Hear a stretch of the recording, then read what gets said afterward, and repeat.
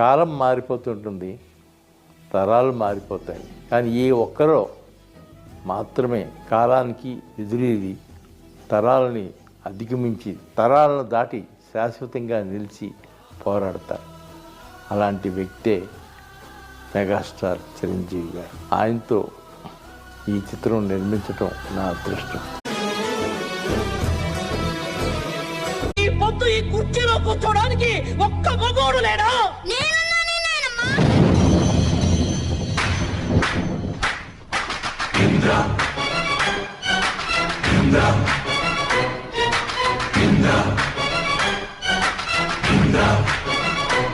Ali Khan